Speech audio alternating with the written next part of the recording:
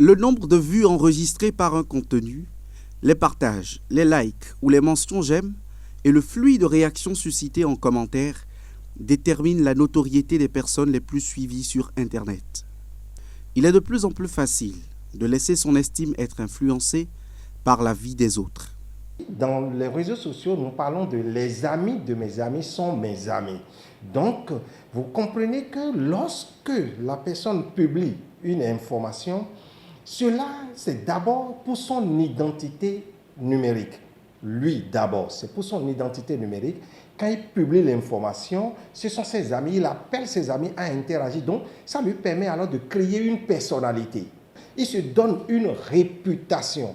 Et vous comprenez que lorsque nous parlons de réputation, cela touche alors à la personnalité même de celui qui publie. Ça touche alors à son ego, ça touche alors à son estime. Le contact avec le monde virtuel n'est pas sans retombées.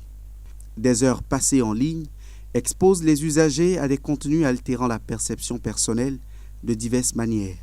Quand on est sur les réseaux sociaux, on se dit telle personne est à tel niveau, mais voici, moi, ça y est, comment je suis tellement pauvre, je ne peux même pas faire quelque chose, mais quand cette personne, quand elle parle maintenant, est-ce que moi je peux parler? Oui, on a toujours des moments comme ça. Chaque personne cherche à évoluer. Et si tu cherches à évoluer, tu dois te comparer, c'est-à-dire bien tu dois suivre ceux qui ont évolué et non et chercher à voir dans le sens négatif de la vie. Vous me posez la question de savoir l'influence que ces réseaux sociaux peuvent avoir. Globalement, deux types d'influence. La première, elle est positive parce que nous allons utiliser ces réseaux sociaux pour nous informer utilement et travailler pour cette quête d'estime de soi qui soit au firmament de notre être et qui serve la société. Mais la deuxième influence, c'est une influence purement négative. Vous allez voir que sur les réseaux sociaux, il y a énormément de bling-bling.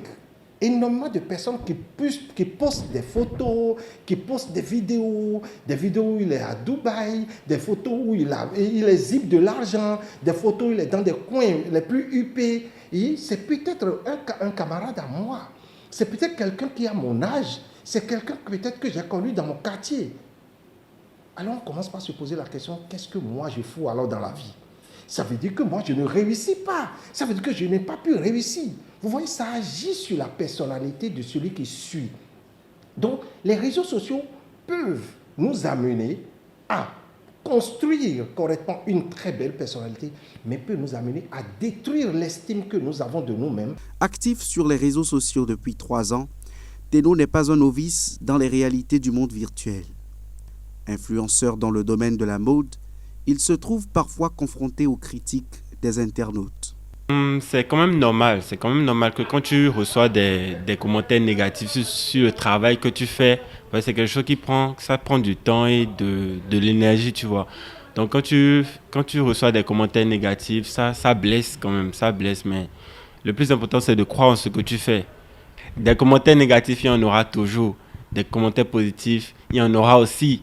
Mais des fois, il y a plus de commentaires négatifs que de positifs. Le plus important, c'est toi-même, c'est ce que tu fais, de croire en toi. Pour éviter que leur estime de soi soit affectée par les réseaux sociaux, les internautes ont développé des méthodes comme la limitation de la présence sur ces plateformes. L'influence des réseaux sociaux, ça dépend de l'utilisation que chaque personne en fait. Bon, moi, je ne l'utilise pas à plein temps, mais de façon partielle ou bien j'essaie de mettre autre chose dedans pour pouvoir ne pas seulement rester sur le téléphone en fait. Cela rejoint la précaution générale de la société qui exige une certaine réserve dans l'usage des réseaux sociaux pour une préservation de l'estime de soi.